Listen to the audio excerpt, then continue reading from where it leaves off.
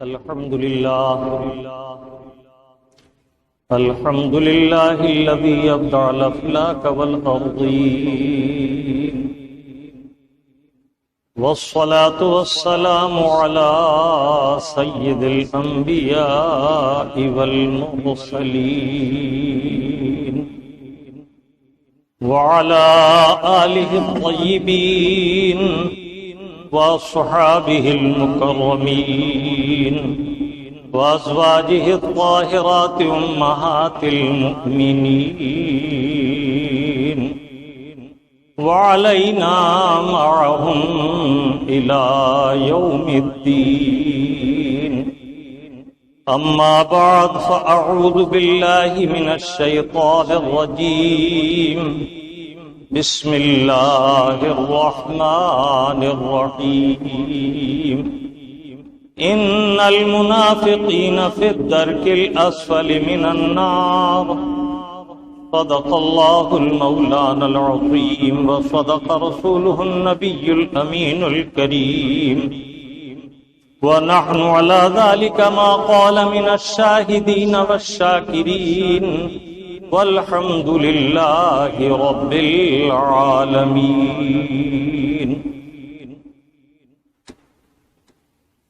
سب سے پہلے انتہائی ادب و احترام، عقیدت و محبت کے ساتھ بارگاہ نبی اور آل نبی میں درود پاک کی نظر محبت پیش کیجیے. اللہم صلی علی سیدنا و شفیعنا و نبینا و مولانا محمد وعلی آل سیدنا و مولانا محمد کما تحب و ترضى بأن تصلی علیک صلاة و سلاما علیک یا سیدی یا رسول اللہ وعلی آلک و اصحابک یا حبیب اللہ. ایک مرتبہ اور والہانہ انداز میں درود پاک دہرائیں. صلی اللہ علی النبی الامی والہ صلی اللہ علیہ وسلم صلاۃ و سلام علیک یا سیدی یا رسول اللہ وعلی آلک و اصحابک یا حبیب اللہ.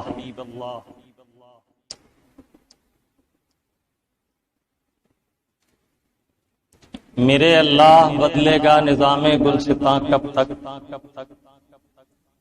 میرے اللہ بدلے گا نظام گلستاں کب تک؟ رہیں گے پھول خاروں میں نصیب دشمناں کب تک؟ کبھی تو راحت منزل میرے حصے میں آئے گی، کبھی تو راحت منزل میرے حصے میں آئے گی، مجھے دھوکے پہ دھوکا دے گی گردے کارواں کب تک؟ حبیبی یا رسول اللہ، میں تو مالک ہی کہوں گا کہ ہو مالک کے حبیب، میں تو مالک ہی کہوں گا کہ ہو مالک کے حبیب، یعنی محبوب و محب میں نہیں میرا تیرا. فرش والے تیری شوکت کا علو کیا جانے، خسرو عرش پہ اڑتا ہے پھریرا تیرا. درود پاک پھر دہرائیں. صلی اللہ علی النبی الامی والہ صلی اللہ علیہ وسلم صلاۃ و سلام علیک یا سیدی یا رسول اللہ وعلی آلک و اصحابک یا حبیب اللہ. خطبہ مسنونہ کے بعد اس آیت کریمہ کی تلاوت کا شرف حاصل کیا، کچھ دیر اس آیت پاک سے اکتساب فیض کریں گے. اللہ رب العزت مجھے اور آپ کو حق کہنے، حق سننے اور حق پر استقامت کے ساتھ عمل کی توفیق عطا فرمائے. اللہ رب العزت ارشاد فرما رہا ہے ان المنافقین فی الدرک الاسفل من النار. بے شک منافقین جہنم کے درک اسفل میں داخل کیے جائیں گے. جہنم میں یہ درک اسفل کیا ہے؟ جہنم کی وہ وادی ہے جو سب سے نچلا گڑھا. جہنم کے 7 طبقے ہیں اور جنت کے 8 درجے. اللہ رب العزت نے منافقین کے لیے اس آیت طیبہ میں جہنم کے درک اسفل کا ذکر فرمایا. منافق کسے کہتے ہیں؟ انسان دنیا میں آیا اور اللہ تعالی عز و جل نے اس کی ہدایت کے لیے انبیاء و مرسلین کو مبعوث فرمایا، جس نے اللہ اور اللہ کے رسولوں اور ضروریات دین پر ایمان لا کر اس پر استقامت اختیار کی، وہ مومن کہلایا، اور جس نے اللہ رب العزت کے احکام اور معتقدات اسلام اور ضروریات دین کا انکار کیا، وہ کافر کہلایا۔ بڑے اعتبار ایمان و کفر کے انسان کے دو درجے ہیں، یا تو مومن ہے یا کافر۔ منافق کسے کہتے ہیں، اور اس آیت طیبہ میں کس منافق کا ذکر ہے؟ شرع مبارک میں فقہی اعتبار سے منافق کی دو قسمیں ہیں۔ ایک منافق اعتقادی، جو عقیدے کے اعتبار سے نفاق رکھتا ہے، اور ایک منافق عملی، جو باعتبار عمل کے منافقت اختیار کرتا ہے۔ یہ نفاق کیا ہے؟ نفاق وفاق کی ضد ہے۔ وفاق کہتے ہیں ملانا،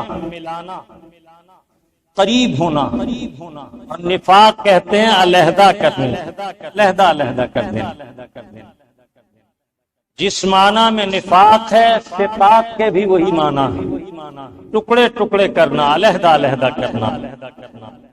احادیث طیبات میں اللہ تعالیٰ عز و جل نے کہ محبوب صلی اللہ تعالی علیہ وسلم نے اپنے مولا عز و جل سے ہمیں دعا کرنے کا طریقہ سکھایا، تو اس دعا میں تعلیم فرمایا، اللہم انی اعوذ بک من النفاق، اللہم انی اعوذ بک من الشقاق، یعنی اے اللہ میں تجھ سے نفاق اور شقاق سے تیری پناہ چاہتا ہوں۔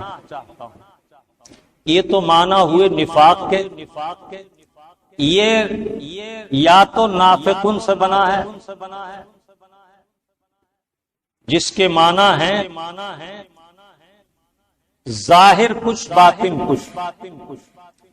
خرچ کو نفاق اسی لیے کہتے ہیں، نفقہ اسی لیے کہتے ہیں کہ وہ علیحدہ امور میں بانٹ دیا جاتا ہے۔ آپ کا رب عز و جل یہاں ارشاد فرمایا، ان المنافقین فی الدرک الاسفل من النار۔ منافقین، منافق کی جمع ہے۔ اب یہاں میں چند باتیں عرض کروں۔ ایک تو وہ شخص ہے کہ جو ایمان لایا اور ضروریات دین کا اعتقاد اس نے اختیار کیا، تو یہ ایمان والا ہے، مومن ہے۔ لیکن ایک وہ شخص ہے کہ جو ظاہر میں تو اپنے آپ کو مومن ظاہر کرتا ہے، لیکن باطن کے اعتبار سے اس کے اعتقاد میں وہ باتیں شامل ہیں جو ایمان کے خلاف ہیں۔ تو ایسا شخص منافق ہے۔ اور ایک شخص وہ ہے جس کا ظاہر بھی کفر ہے، باطن بھی کفر ہے، تو وہ کافر مجاہر ہے۔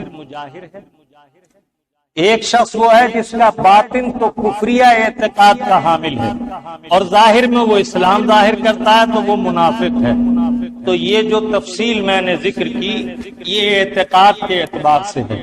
اسی طرح ایک شخص وہ ہے کہ جو ظاہر میں تو لوگ اس کے کفر کو دیکھتے ہیں، لیکن باطن کے اعتبار سے وہ اسلامیات کا معتقد ہے اور اس کے عقائد اسلامی ہیں، تو ایسا شخص ساتر کہلاتا ہے۔ یہ بعض وقت جائز اور بعض وقت حرام ہے۔ اگر ایسی جگہ ہو جہاں اہل کفر کی وجہ سے وہ اپنے اسلام کو چھپاتا ہو تو یہ ساتر کا طریقہ جائز ہوگا، اور اگر ایسی جگہ ہو جہاں اسلام ظاہر کرنے میں کوئی رکاوٹ نہیں پھر بھی وہ اپنا اسلام چھپاتا اور ظاہراً کفر کو ظاہر کرتا ہے، تو یہ ساتر ایسا شخص سخت حرام اشد حرام کا مرتکب۔ معلوم ہوا کہ باعتبار کفر کے اہل کفر کی بہت قسمیں ہیں، ان میں منافق بھی ہیں اور مجاہر بھی ہیں اور مرتد بھی ہیں۔ اس آیت طیبہ میں اللہ رب العزت نے ان لوگوں کا ذکر فرمایا جو باعتبار اعتقاد کے منافق ہیں، اور ان کا ٹھکانہ بتایا کہ بے شک منافقین جہنم کے سب سے نچلے گڑھے میں جائیں گے۔ یہ تو ہے اعتقادی نفاق۔ اللہ تعالیٰ عز و جل ہمیں اور آپ کو ہر قسم کے کفر و کفار اور نفاق و منافقت سے پاک و صاف رکھے اور محفوظ فرمائے۔ ایک اعتقادی منافق ہوا، دوسرا منافق ہے عملی۔ اس کے بارے میں اللہ کے حبیب صلی اللہ تعالی علیہ وسلم نے متعدد نشانیاں ذکر فرمائیں۔ ایک حدیث طیبہ میں ارشاد فرمایا، عملی منافق وہ ہے جو ظاہراً اچھے عمل ظاہر کرتا ہو اور پوشیدہ طور پر ان کاموں کو کرتا ہو جو مومن کے خلاف ہیں، تو ایسا شخص منافق۔ ایک حدیث طیبہ میں فرمایا، آیت المنافق ثلاثۃ، منافق عملی کی 3 پہچانیں ہیں۔ اذا حدث فکذب، جب بات کرے گا تو جھوٹ بولے گا۔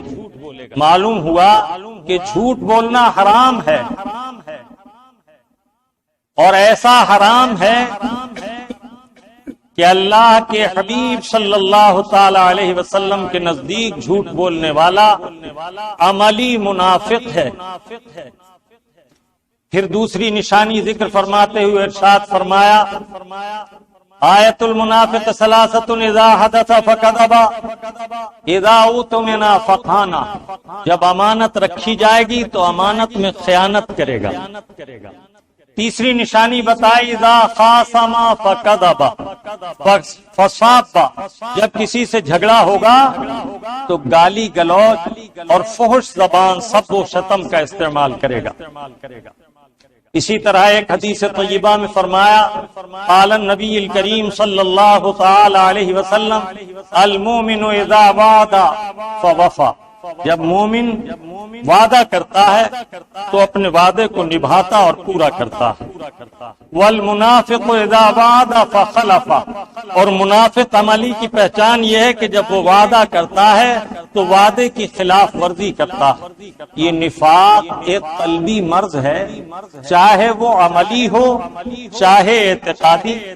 زیادہ مہلک اعتقادی نفاق ہے کہ اس کی وجہ سے اللہ رب العزت اسے جہنم میں داخل کرے گا، اور بد اعتقادی کی وجہ سے اس کا ایمان اکارت و برباد ہو جاتا ہے، اور حرام کام کرنا جیسے جھوٹ بولنا، وعدہ خلافی کرنا، یا وعدے کے علاوہ سب و شتم، گالی گلوچ، کسی سے ناراضگی ہو تو اسے گالیاں دینا، یہ شریعت طاہرہ میں نفاق ہے۔ اللہ کے حبیب صلی اللہ تعالی علیہ وسلم نے احادیث طیبات میں اسے عملی نفاق بھی فرمایا اور فسق سے بھی تعبیر فرمایا۔ ایک حدیث طیبہ میں فرمایا، سباب المسلم فسق، مسلمان کو گالی دینا فسق ہے۔ گالی سے مراد وہ فحش کلمات ہیں جنہیں آدمی نہ اپنے لیے پسند کرتا ہے، نہ اس کے سامنے جب وہ جملے بولے جائیں تو اپنے لیے پسند کرتا ہے۔ اللہ رب العزت قرآن کریم میں فرماتا، وَلَا تَلَامِزُوا بِالْأَلْقَابِ بِئْسَ الْاسْمُ الْفُسُوقُ، کسی کے لیے برے لقب نہ رکھو، برے القاب اور برے الفاظ سے کسی کو نہ پکارو، اس لیے کہ یہ برے الفاظ سے پکارنا تمہیں فاسق بنا دے گا۔ تو جو شخص کسی کو گندے لفظوں سے پکارے وہ فاسق ہو جاتا ہے۔ اسی لیے حدیث میں فرمایا کہ مسلمان کو گالی بکنا فسق ہے، فاسق ہو جاتا۔ اسی طرح تالی بجانا، آج کل جن جلسوں میں، سیاسی جلسوں میں کوئی بات لوگوں کو اچھی لگتی ہے تو عام طور پر اس پر لوگ تالیاں پٹکاتے ہیں۔ تالی بجانا شریعت طاہرہ میں ناجائز اور ممنوع ہے۔ اللہ کے حبیب نے اسے فسق اور علامات فسق سے تعبیر فرمایا، اور فقہاء کرام تالی کو تفسیق ہی لکھتے ہیں۔ تالی بجانا، تو یہ چاہے قوالی کی محفل میں تالیاں پٹخائی جائیں یا کسی بزم میں تالیاں پٹخائی جائیں، وہ تالی بجانا فسق ہے عملی اعتبار سے۔ اللہ تبارک و تعالی ہمیں اور آپ کو فسق و نفاق عملی و اعتقادی سے بچائے۔ اس آیت طیبہ میں اللہ رب العزت نے اعتقادی منافقین کے بارے میں فرمایا کہ منافق وہ ہیں کہ جن کے لیے ہم نے جہنم کا سب سے نچلا گڑھا رکھا ہے۔ ان کا کام کیا ہے؟ قرآن کریم میں سورہ منافقون اور سورہ بقرہ میں منافقین کا تفصیل سے ذکر فرمایا۔ اللہ کے رسول صلی اللہ تعالی علیہ وسلم کی بارگاہ میں آتے تو قبول اسلام کا اعلان کرتے اور اسلام کا ذکر کرتے، اور جب اپنے شیاطین کی طرف پلٹتے اور وہ ان سے معلوم کرتے کہ تم نے اسلام قبول کیا، تو وہ کہتے انما نحن مستہزئون، ہم تو ان سے ایسے ہی مذاق ٹھٹا کر رہے تھے۔ اللہ کے حبیب صلی اللہ تعالی علیہ وسلم نے بار بار منافقین کو تنبیہ فرمائی اور اپنی مجلس مبارک سے نکالا۔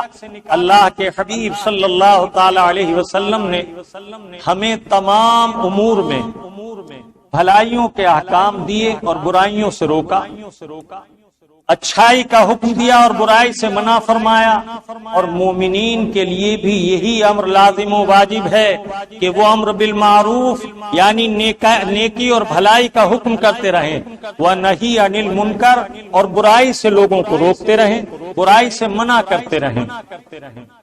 اللہ تعالیٰ عز و جل نے قرآن کریم فرقان حمید میں فرمایا کنتم خیر امت اخرجت للناس تأمرون بالمعروف وتنہون عن المنکر، ہم نے تمہیں بہترین امت بنایا اور تمہاری پہچان یہ ہے، تمہارا وصف یہ ہے کہ تم لوگوں کو بھلائی کا حکم کرو اور برائی سے روکو۔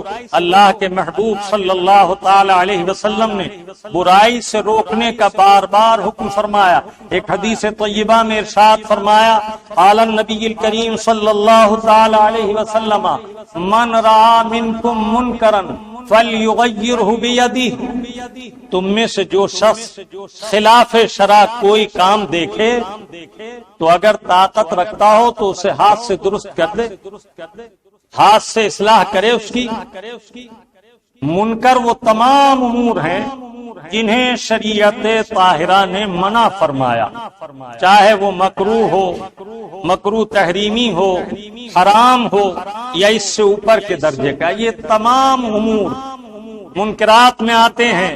تو اللہ کے حبیب صلی اللہ تعالی علیہ وسلم نے فرمایا من رأى منکم منکرا فلیغیرہ بیدہ، تم میں سے جو شخص خلاف شرع کوئی کام دیکھے طاقت رکھتا ہو تو اسے ہاتھ سے درست کر دے۔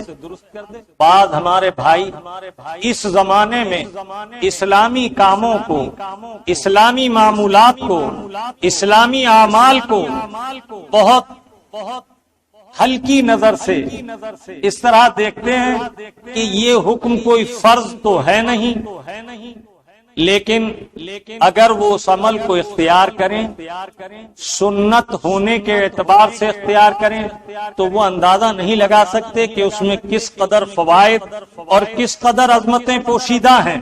مثال کے طور پر کھانا کھانے کے وقت سر کا ڈھکا ہوا ہونا سنت ہے۔ کھانا کھانے کے آداب سے یہ ہے کہ جب آپ کھانا کھانے کے لیے بیٹھیں تو پہلے ہاتھ دھو لیں، یہ ہاتھ دھونا بھی سنت ہے۔ سر ڈھک لیں، یہ سر ڈھکنا بھی سنت ہے۔ اور جس جگہ کھانا بیٹھ کر کھائیں پوری توجہ کے ساتھ کھانے کی طرف متوجہ ہوں، اپنے سامنے سے کھائیں، بسم اللہ پڑھ کر شروع کریں۔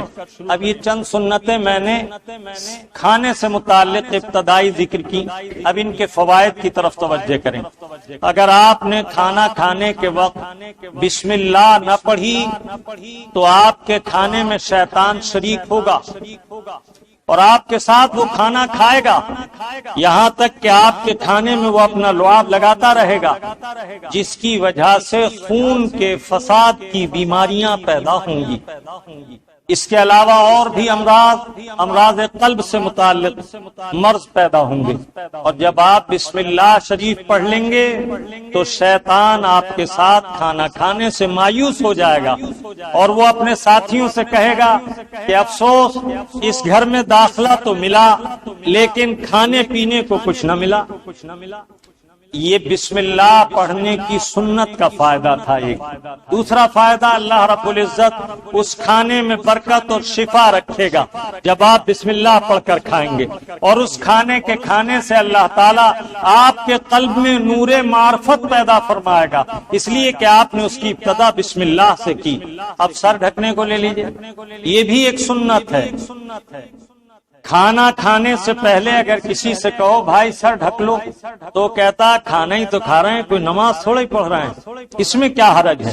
لیکن اسے جاننا چاہیے کہ میرے پیارے آقا صلی اللہ تعالی علیہ وسلم کی ہر سنت کے بے شمار فوائد ہیں۔ جب وہ سر ڈھک کر کھانا کھائے گا اللہ تعالیٰ کھانے میں برکت ڈال دے گا، اور شیطان اس کے کھانے میں اس کا شریک نہ ہوگا، اور جب وہ سر ڈھک کر کھانا کھائے گا تو رحمت کے فرشتے اس کے لیے دعائے رحمت، برکت اور مغفرت کرتے رہیں گے۔ اور یاد رکھو کہ فرشتے معصوم ہیں اور اللہ تعالیٰ ان کی دعائیں رد نہیں فرماتا، بلکہ حدیث طیبہ میں ہے تم میں سے جو شخص دعا کرتا ہے اگر کسی فرشتے کی آمین تمہاری دعا سے مطابقت کر لے تو اللہ تعالیٰ اس دعا کو بھی قبول فرما لیتا۔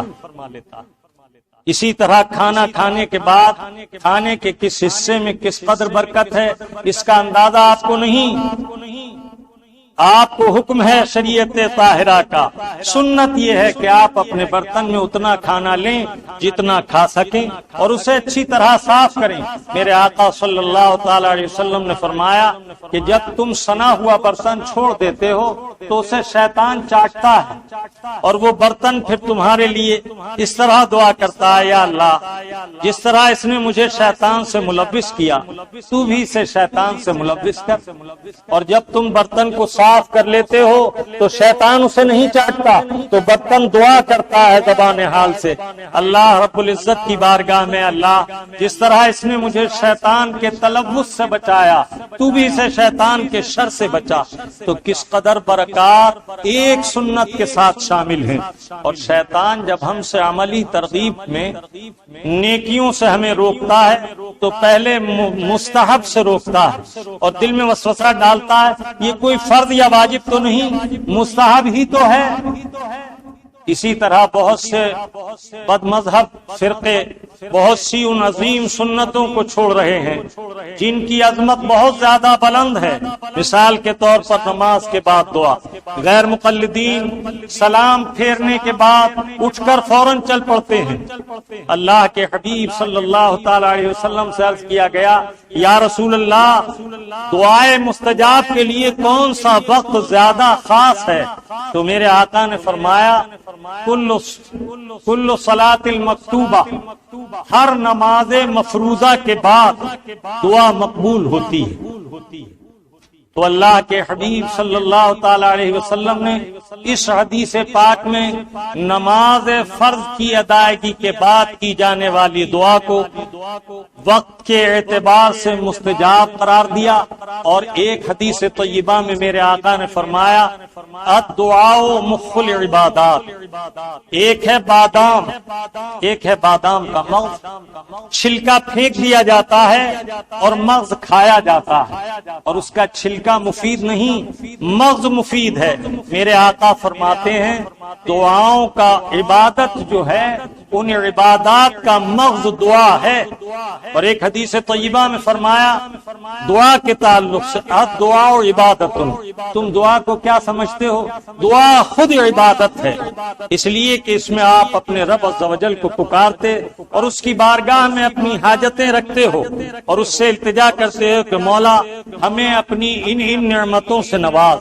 اللہ تعالیٰ کے حبیب صلی اللہ تعالیٰ علیہ وسلم نے ایک حدیث طیبہ میں ارشاد فرمایا کہ نفاق سے ہے یہ کہ آدمی سنتوں سے دوری اختیار کرے، اس لیے کہ منافق دین میں سستی کرتے ہیں۔ قرآن کریم میں فرمایا کہ جب یہ ذکر کرتے ہیں تو لا یذکر اللہ الا قلیلا، یہ اللہ کا بہت تھوڑا ذکر کرتے ہیں۔ اور مومن کی شان یہ ہے کہ وہ ہر مجلس میں اللہ اور اللہ کے حبیب کا ذکر کرتا ہے۔ لہذا آپ نے دیکھا ہوگا کہ مومن کی شان یہ ہے کہ جب اسے کوئی اچھی چیز نظر آتی ہے تو وہ ماشاء اللہ کہتا ہے، سبحان اللہ کہتا ہے۔ جب اللہ کی کوئی نعمت اسے حاصل ہوتی ہے اور وہ اس سے مستفید ہوتا ہے تو الحمدللہ رب العالمین کہتا ہے۔ یہاں تک کہ جب وہ چھینکتا ہے تو چھینک کے بعد جو اسے فرحت اور راحت نصیب ہوتی ہے اس پر بھی وہ الحمدللہ کہتا ہے۔ اسی طرح کھانا کھاتا ہے تو الشکر للہ کہتا ہے۔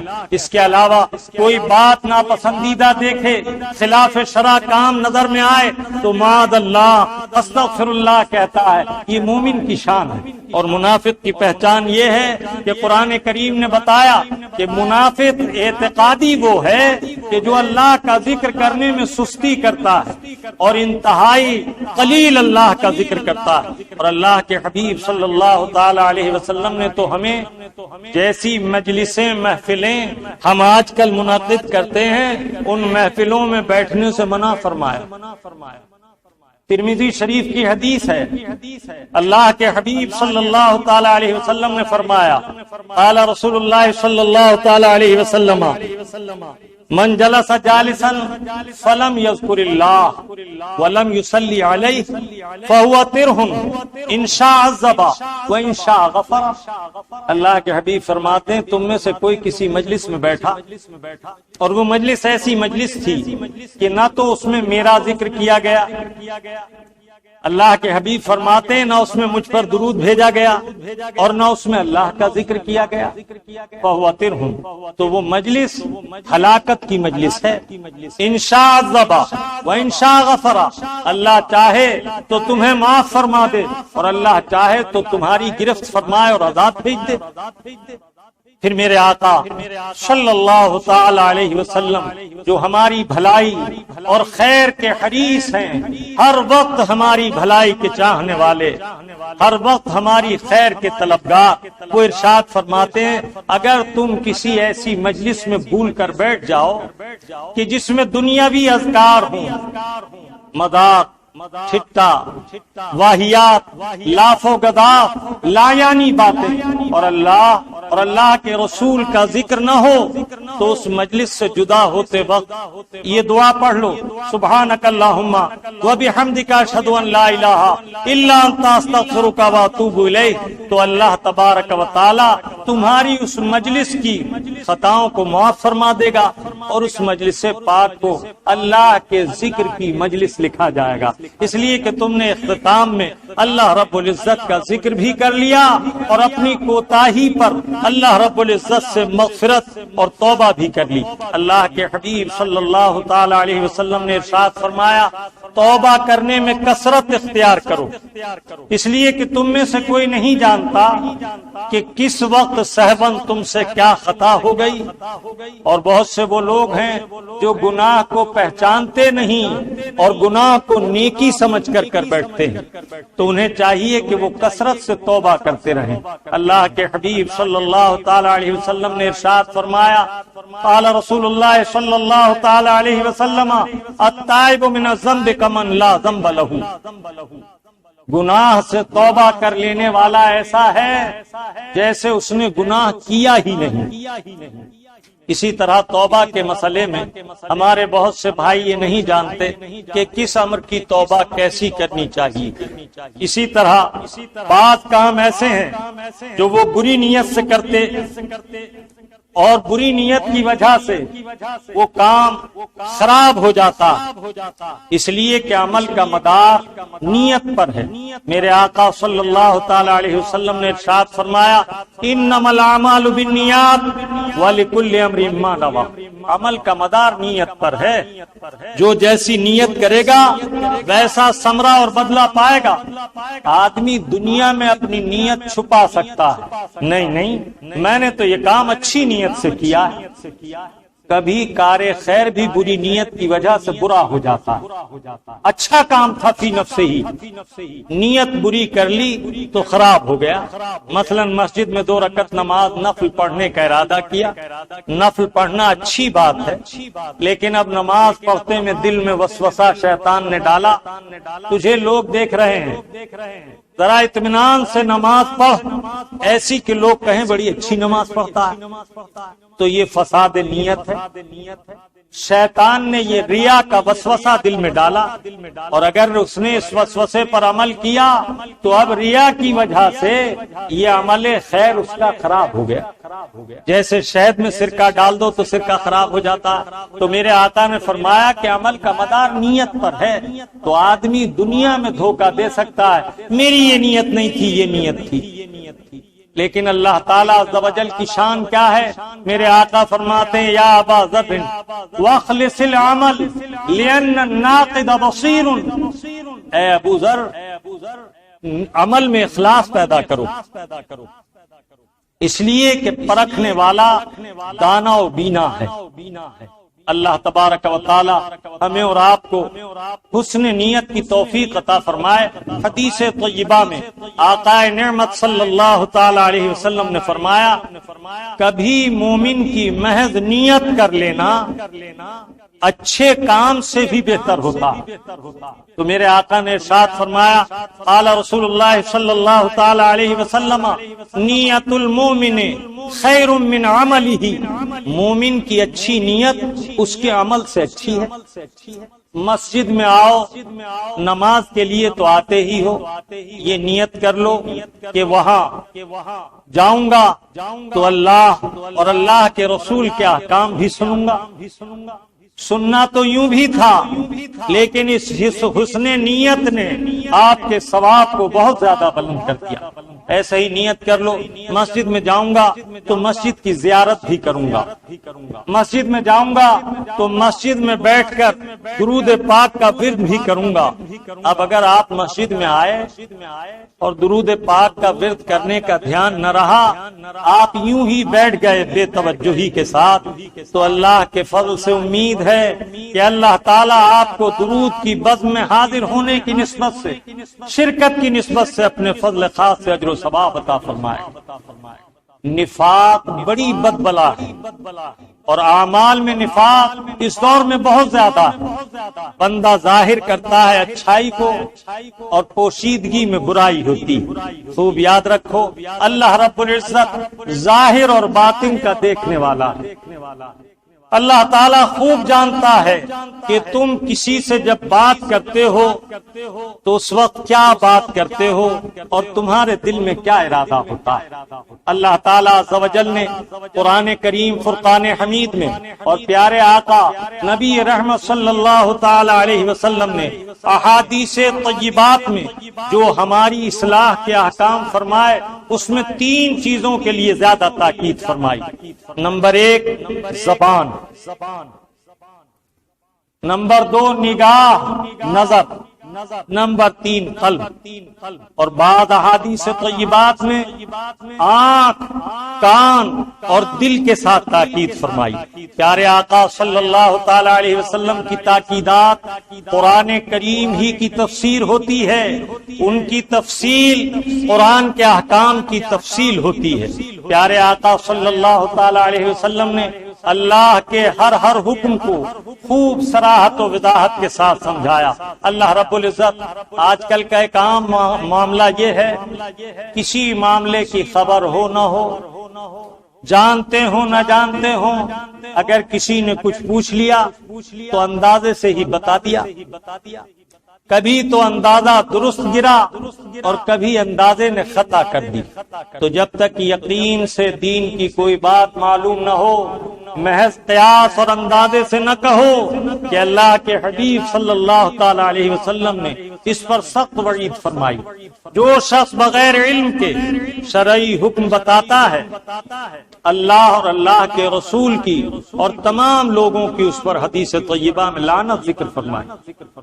اس سے خوف کرنا چاہیے۔ اللہ کے حبیب صلی اللہ تعالی علیہ وسلم نے فرمایا اس سے زیادہ بات نہ کہو جتنا تمہیں علم ہے، اور اللہ رب العزت نے قرآن کریم فرقان حمید میں ارشاد فرمایا وَلَا تَقْفُوا مَا لَيْسَ لَكَ بِهِ عِلْمٌ، اس معاملے میں مت پڑو جس بات کا تمہیں علم ہی نہیں ہے۔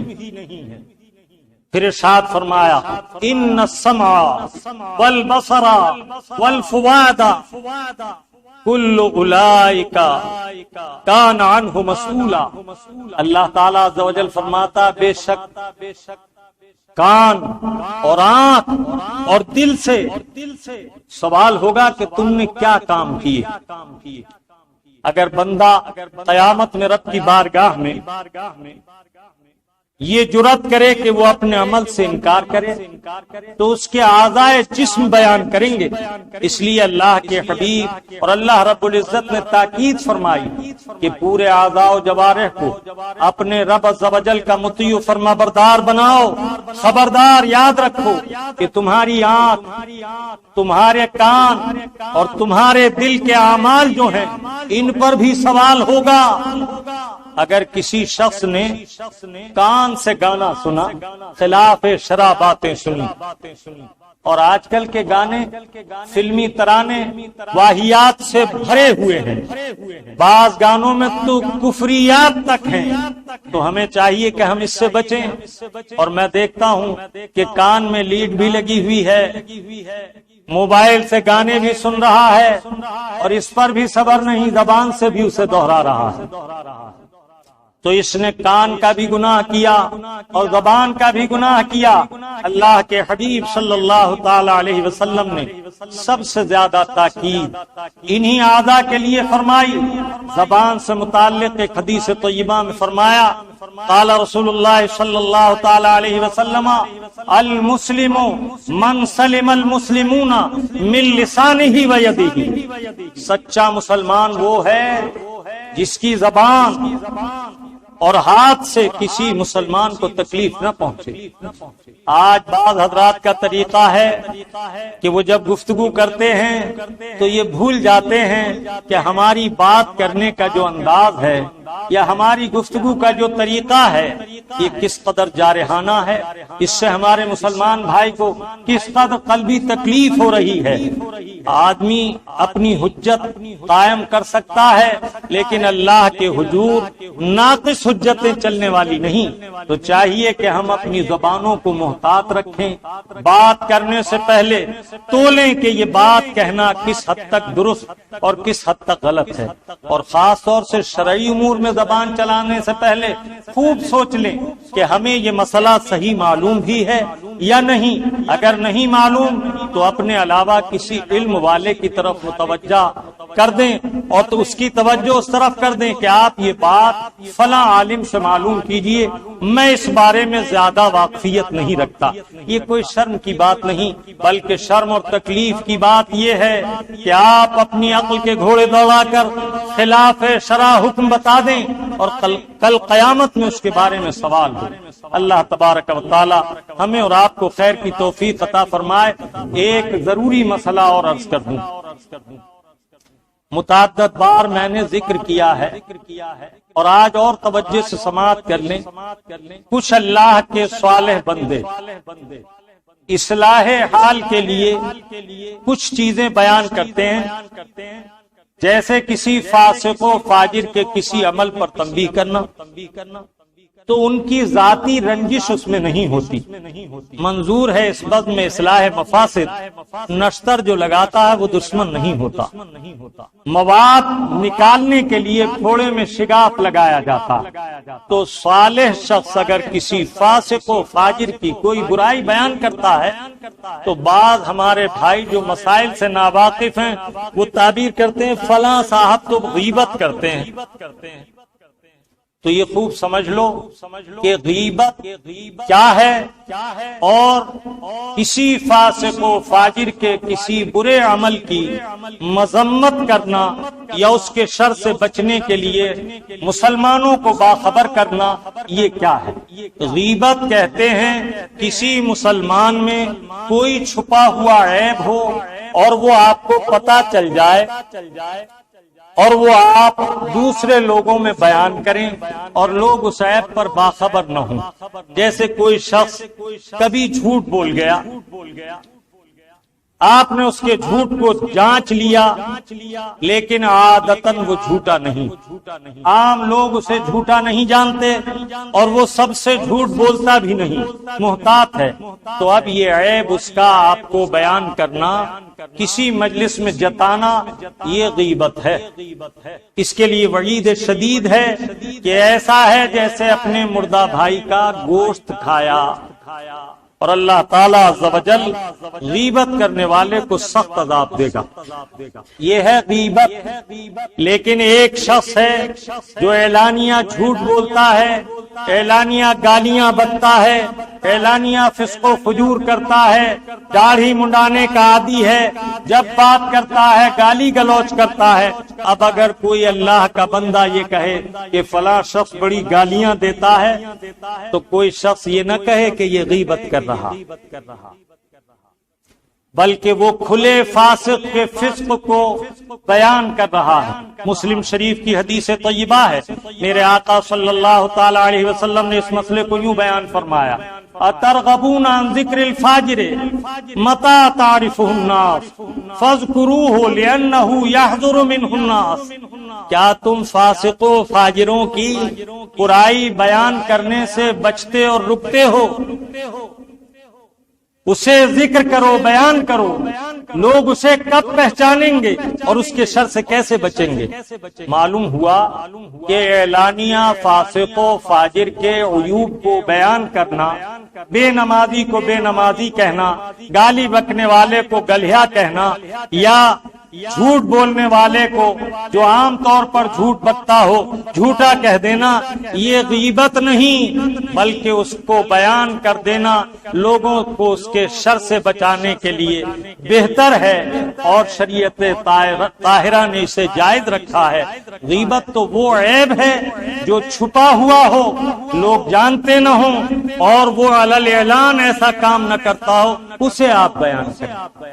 اللہ تبارک و تعالی ہمیں اور آپ کو غیبت اور فساق و فجار کی برائیوں کو اصلاح حال کے لیے بیان کرنا یا لوگوں کو ان سے بچاؤ کے لیے بتا دینا، اس کی پہچان کی توفیق عطا فرمائے۔ اللہ رب العزت ہمیں اعمال صالحہ کی توفیق عطا فرمائے۔ وما علینا الا